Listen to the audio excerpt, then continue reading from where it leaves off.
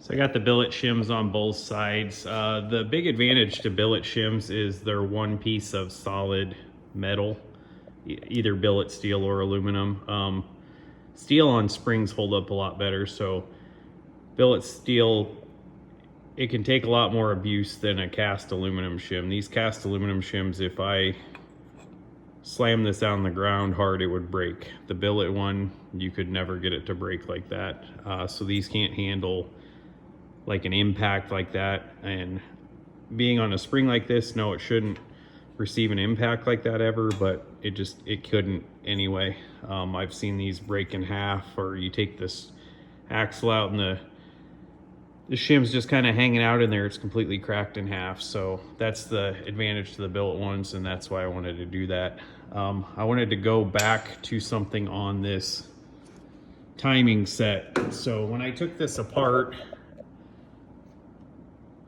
there's the crank snout sticks out past, and then a crank hub goes on it, and then this pulley. It doesn't really have what's commonly known as a balancer. A balancer is normally like a rubber encapsulated pulley that helps with harmonics of the engine. This really doesn't have it, but I was kind of wondering why there was, all these bolts have the same size head, but there actually is one smaller bolt. The thread size is smaller, and it's because the timing mark is on the pulley, and they use that odd bolt. They use that odd bolt to index the pulley itself. So that's the reason for that, not for any kind of balancing purpose or anything, just to make the timing mark line up. So if you go over here to this timing mark, I marked it here with, I think I can turn the belt. I marked it here with white paint.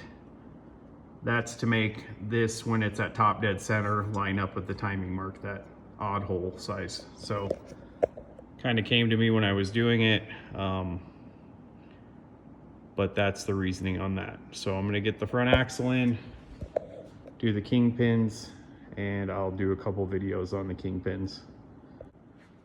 So I got the springs all bolted down and torqued, and I'm getting ready to drive in the Kingpin races. I have this differential bearing race driver, like for a 9-inch, the third bearing on a 9-inch, and it works pretty good for these Kingpins. So I'm gonna knock these races in, and I'll kind of go over the seals. Let me go over the bearings real quick here. So here is the Timken numbers for the bearings for Willys Kingpins.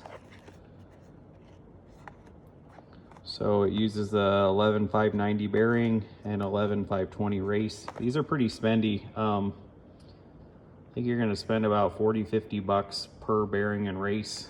A cheaper option is you can put in that same part number like on Amazon. I love Timken's top shelf, but here's a part number for Chinese bearing that works pretty good.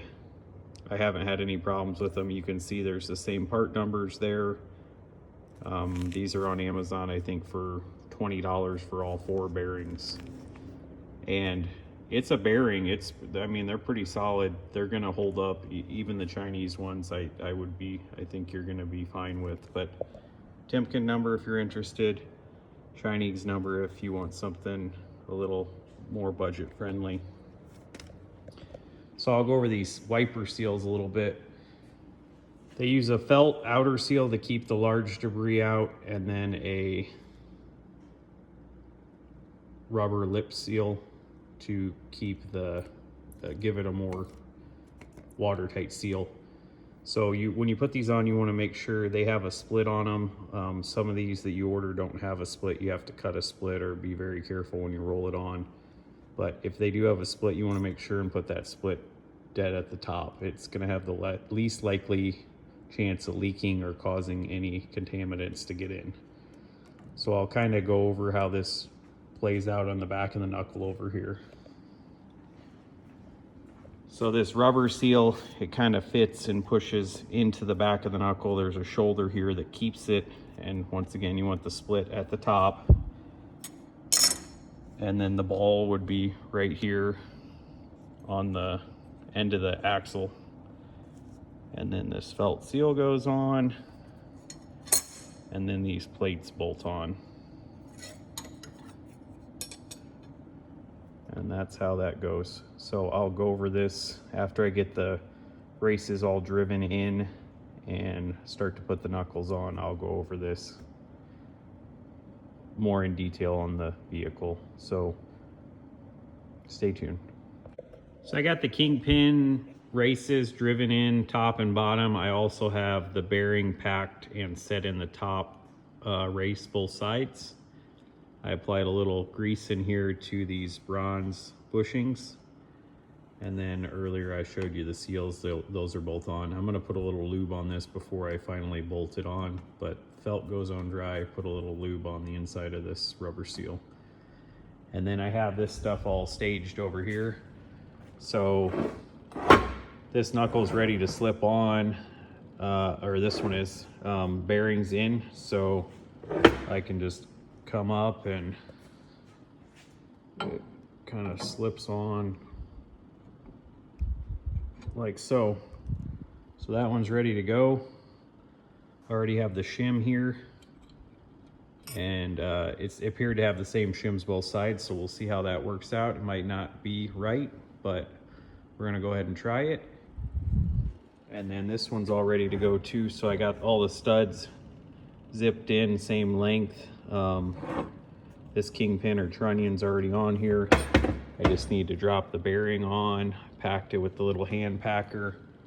Works pretty good. There's some Timken grease in there and regular Napa wheel bearing grease. It wasn't a whole lot of the Timken stuff left, so should work out good for these. Shouldn't be any difference. I mean, these are not high-speed applications, so you don't have to worry about grease separating or not mixing. Got my hardware all laid out here, so get those ran down and see how it feels on this side, and then check the other side, and I'll kind of show you what I came up with. I kind of feel these out and then check them with a torque wrench and make them the same. A lot of old school guys and a lot of Willys books would have you hook like a fish scale, pull on the fish scale. You can do the same thing with the torque wrench on one of the bolts. So I check them, or I probably use an inch-pound torque wrench. I'll check them that way, get them same side to side, and I'll kind of show you what I came up with.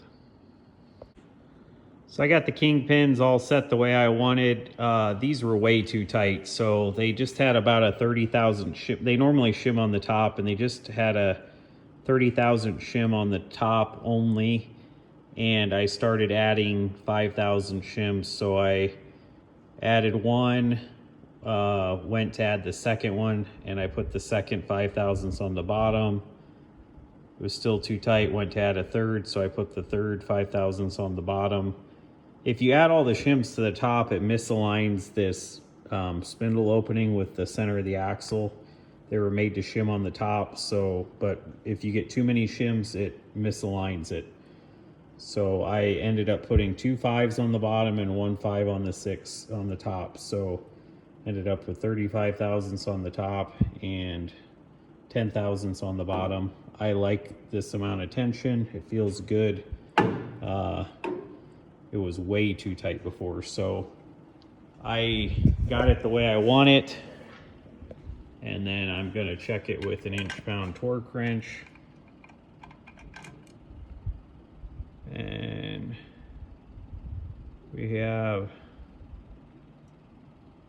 about 50, 55 inch-pounds in both directions. And I like that, so that's what we're gonna go with. I'm gonna set the other side the same, and it should drive really good. So I got the wiper seal all on this side. That's how it should look. This has disc brakes on it, so I had to clearance one bolt when I did the disc brakes. You can see this bolt here, the head's ground off. I might touch that up a little bit, grind it down just a little bit more before I put it together here. So that's kind of what it should look like. I'm going to do the other side, and these should be snug but not cranked. Might run that one there in another turn or half a turn and then grind the head down again, or the back side, but it's kind of how it should look. I'm going to do the other side, and then after the other side, I'm going to repack these axles in grease, kind of wipe what I can off real quickly, and then I have some, I like to use moly grease on these Kingpins, and the inside there is fine with regular wheel bearing grease, but I like using moly grease on the axles. So repack those and install those in and put the spindles on.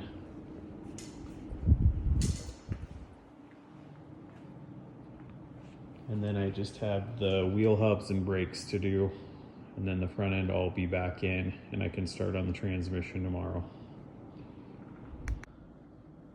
So I've got the wiper seal all lubed up.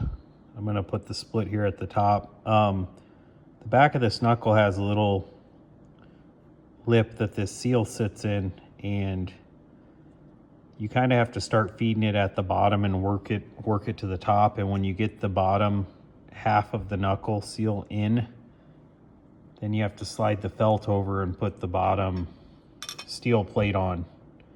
And the plate goes this way.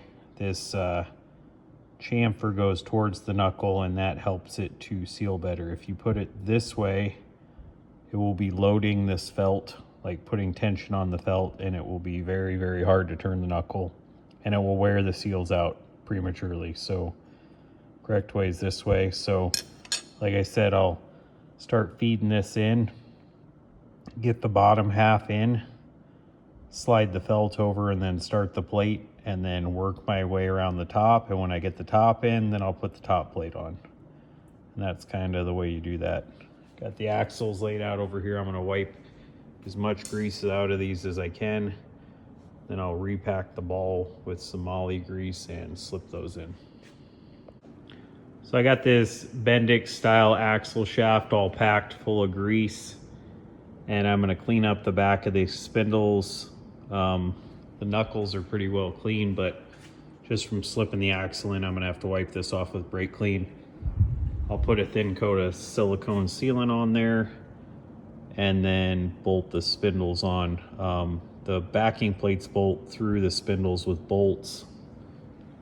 Got this axle already slid in, so I'm going to get this buttoned up and then do the wheel bearings, wheel hubs and bearings, and then throw the calipers on. That'll take care of the front end. So I got the mating surface of the spindles all cleaned up. I'm going to put a light coat of silicone here, but I noticed the bushings inside, the spindle bushings are not correct. They're supposed to have a shoulder on them like this. So I had some on the shelf. I've got this one replaced already, and this was what was in there. So this is made to work as a thrust washer and keep the axle where it's supposed to be.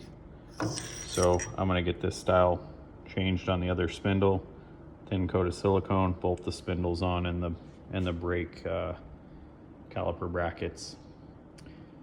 And then throw the steering on, fill the front end up, and then on to the transmission.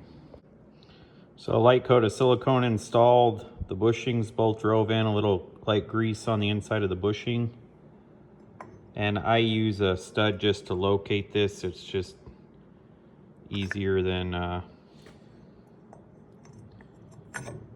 trying to tap it on and then get all the bolts back lined up. So put a stud on there. Then I'll slip the brake backing plates or brake caliper mounts on and bolt them down. So I've got the steering back on, both sides, torque the nuts, cotter keys. I've got this side all together, hubs working the way it should, rotors on, caliper, all that stuff. I'm gonna do the brakes lines all at one time. They have a little fluid in the calipers, and I just don't want to make a mess. I just got this axle painted and I don't want to make the paint all crappy on it.